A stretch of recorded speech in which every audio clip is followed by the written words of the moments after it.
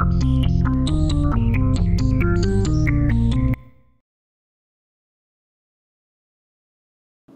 morning, everyone. Shalom. And thank you very much for having me here. I'm very proud and happy to be presenting here today and speaking a bit about trends in venture capital, global venture capital, and a lot about Israel, which is the second largest tech market in the world.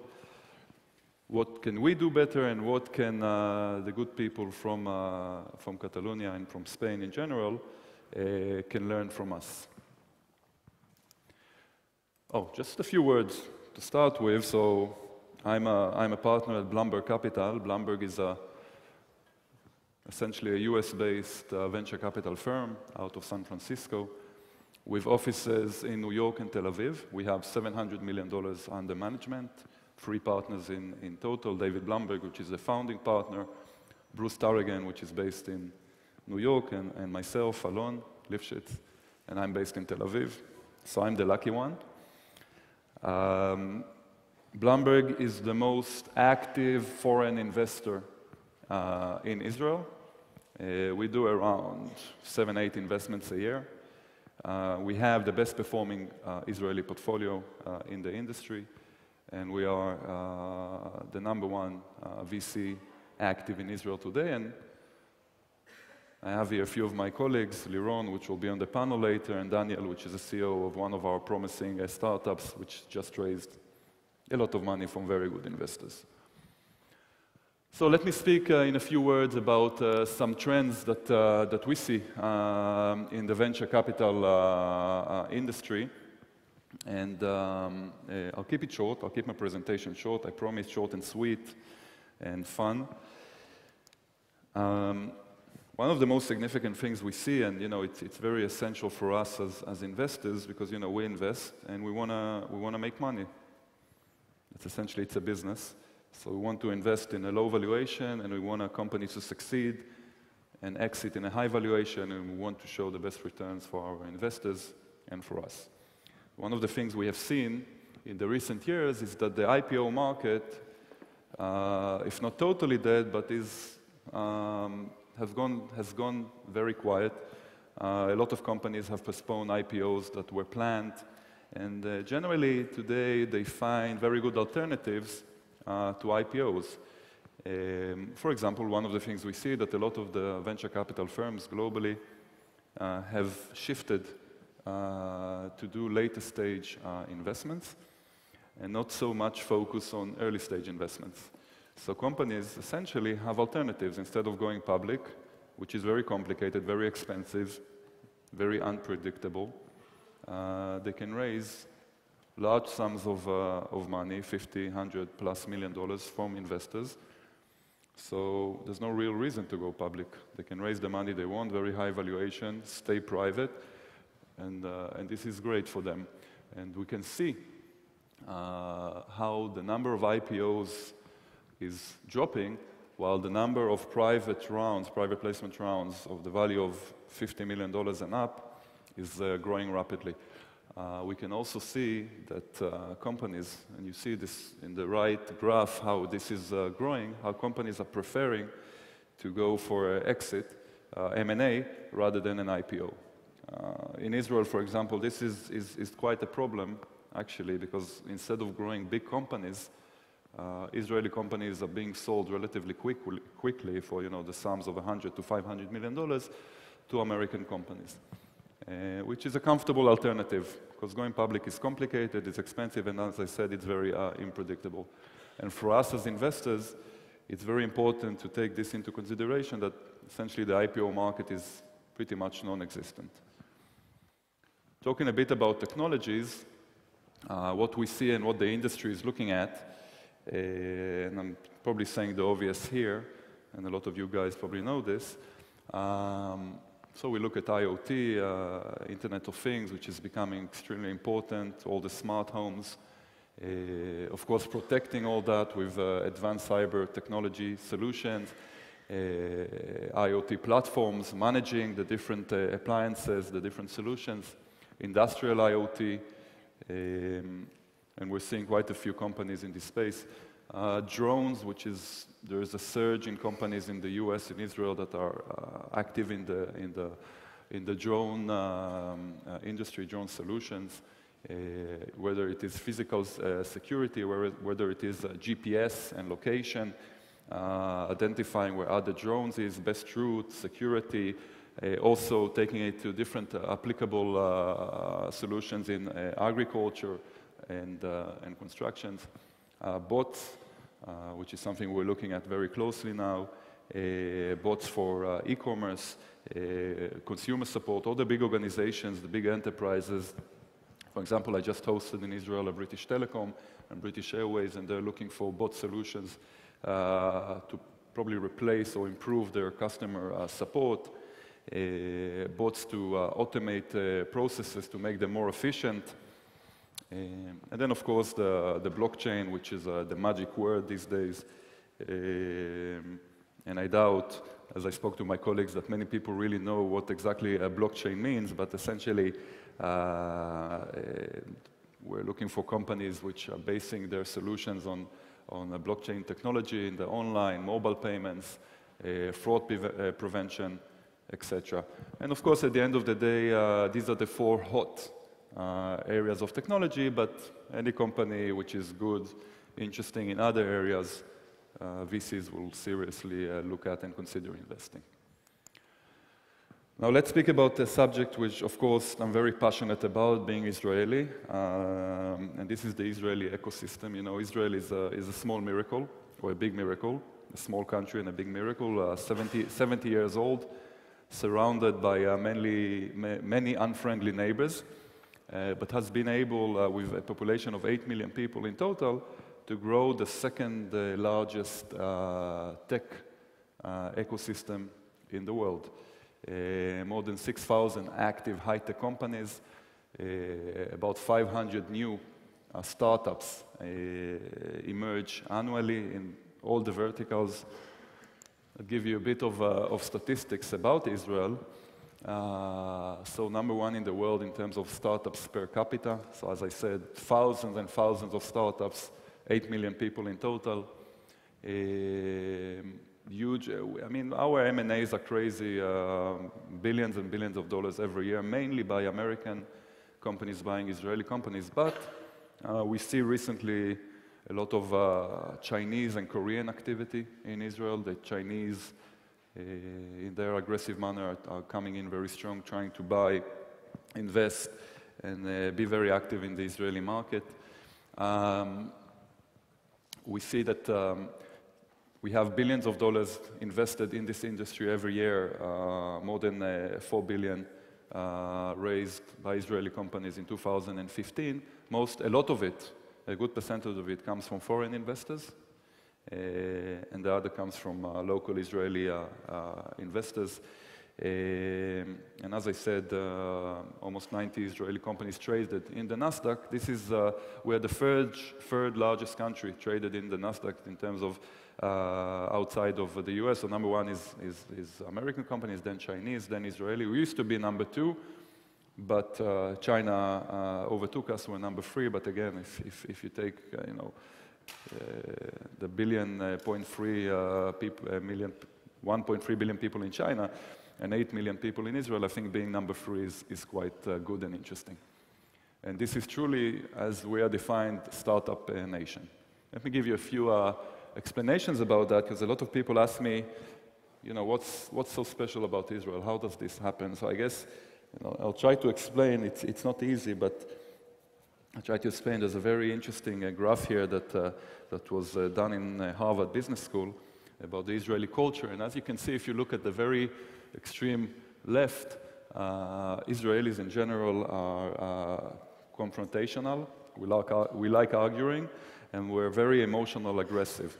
So meaning we think we're always right. Even when we're wrong, we're sure we're right. We conclude this into something which we define as chutzpah. I don't know how to say it in Spanish, but basically we say what we think, and we say it up front, and we fight for our ideas and our opinions. But saying that, and this is something very important in Israel, it's okay to fail. generally, not only in the high tech. Okay, it's okay to fail, and if you fail, you just go and do it again. Okay, if you don't succeed, you just do it again. And this is something that many cultures around the world don't have. And in Israel, it's totally natural. Nobody says anything if you fail. And a lot of the startups we invested in, by the way, the founders were not successful in former companies and failed, lost a lot of money, and that's fine. One of the main reasons for Israeli tech success is the huge Russian immigration that happened in the early 90s. We're a very small country then, and within a few years, 1.2 million Russians, immigrants, came from Russia, Jewish Russian immigrants, to live in Israel. They brought a lot of expertise that Israelis didn't have, knowledge in physics, mathematics, chemistry. If you look at Israeli companies today, 30 to 50% of R&D facilities in Israeli tech companies are people that were born in Russia or children of Russian immigrants that immigrated to Israel in the early 90s. This is a key factor. Israelis, being a very small country, they dream big. You know, from the very first day, when I started representing Bloomberg in Israel 6 years ago or 7 years ago, I just knew that we were going to be the #1 VC in Israel. Back then, we were very small. Nobody knew about it. We had about one portfolio company, and I just knew we were going to be #1 in Israel. It's not because I'm arrogant, but because Israelis in general think big and think always from day one how to conquer the world. We don't always succeed, but we make enough noise to make ourselves known, which is very important. And don't forget that every Israeli youngster, woman or man, we have to go into the army at the age of 18. We serve 3 years if we're males, 2 years if we're females, minimum of 3 years. And at the age of 18, 19, we have huge responsibilities on our hands. And this helps us mature very early. So once we finish the army, unlike our peers from Europe and the US, we are in a different phase in life. We're much more mature, and this comes into effect very much within the Israeli tech industry. Now, another reason for the success of Israeli tech industry is that a lot of the service providers, foreign and local, understood that Israeli startups, even if they can't pay right now, they might mean a lot of money in the future. And saying that, there's a huge industry support in the Israeli tech industry. So if it's accelerators, we have accelerators, local, foreign, all the big entities in the world opened accelerators in Israel, Microsoft, IBM, Google, etc., etc. We do endless conferences and events, which is something that's a bit missing in countries outside Israel, not including the US, of course. Service providers like the big accounting firms, lawyers, all support the industry, working with startups for free, based on the promise that if the startups grows and becomes big one day, there will be a normal paying relationship between the parties. And of course, a lot of co-working spaces like WeWork, like Mindspace, etc. This is very important because it gives startups the platform, the place to work for very cheap, work together, be part of an environment, part of a community. This is, this generates a lot of energy.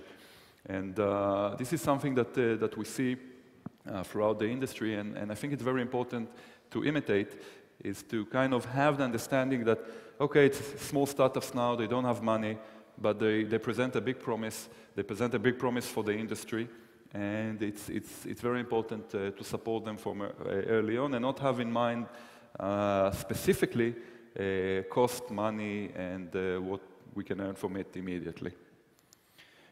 Very, very important in Israel is the whole government support system mechanism. I think we're very unique in that. Billions of dollars a year, which are dedicated by the government to support the Israeli tech industry early on.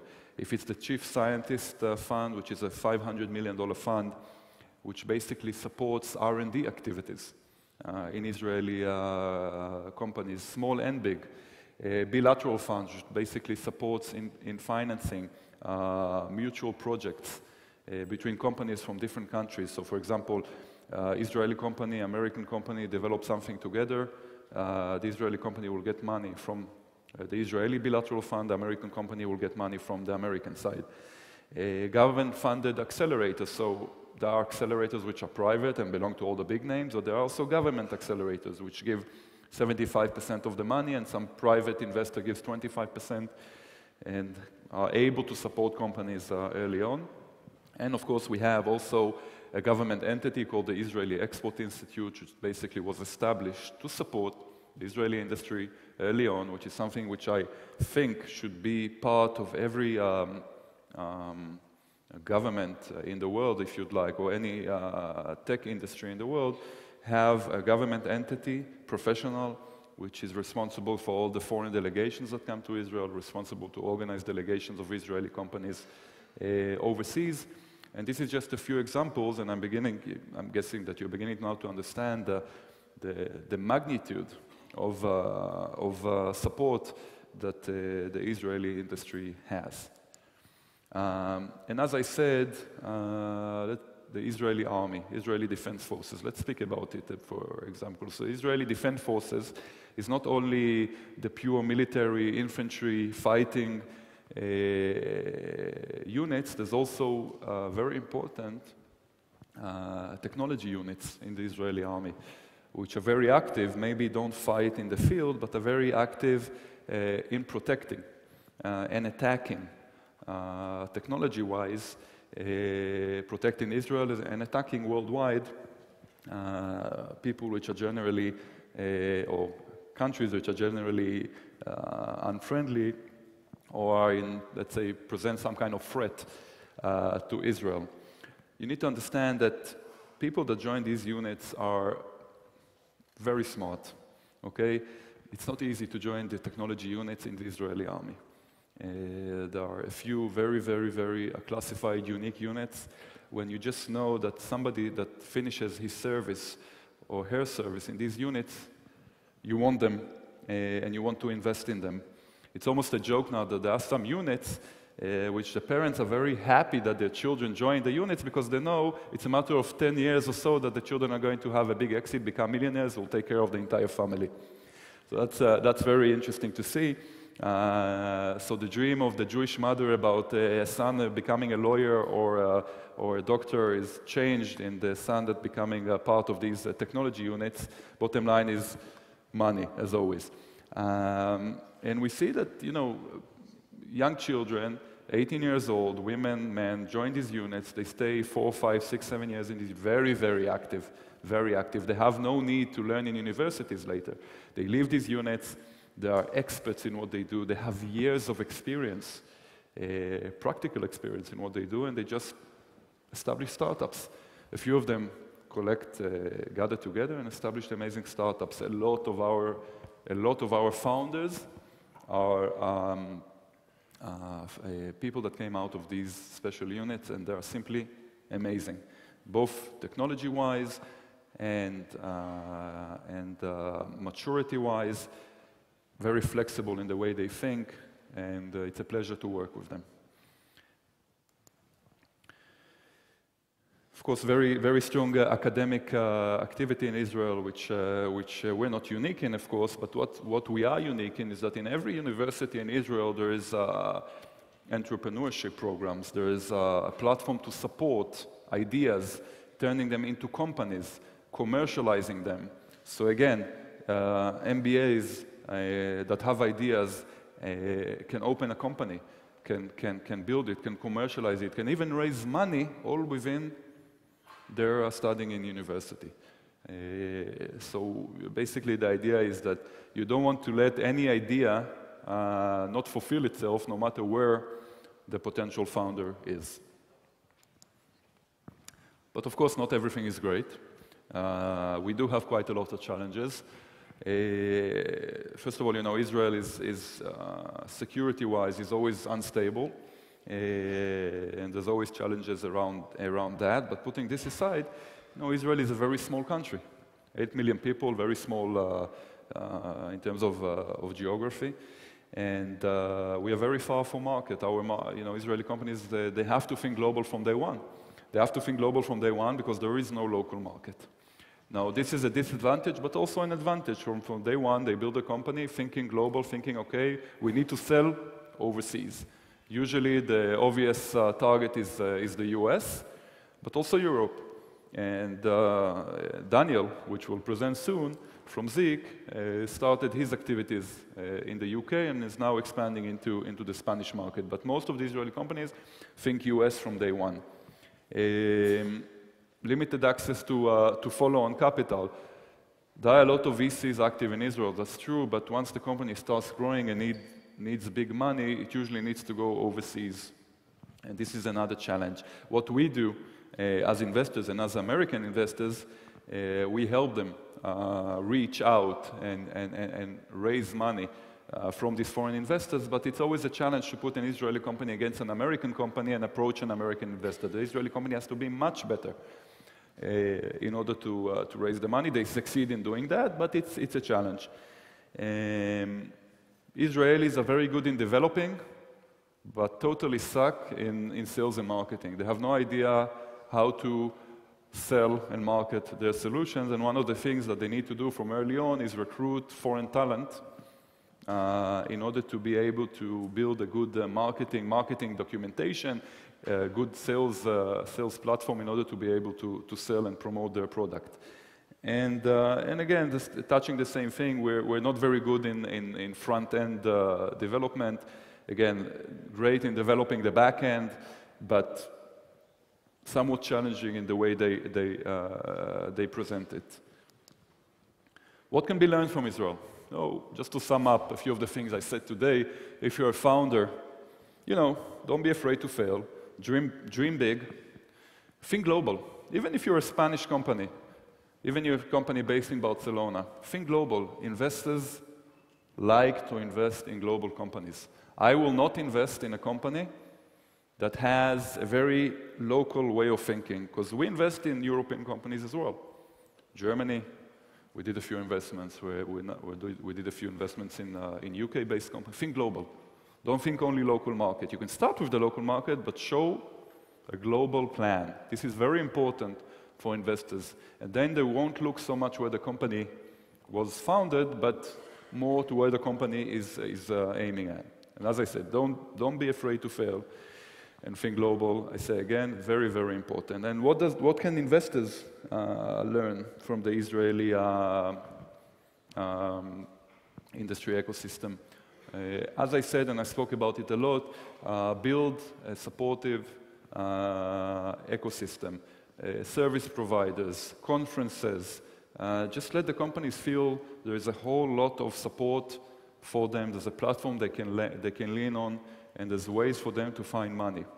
A lot of mentorship and guidance. I'm an experienced investor.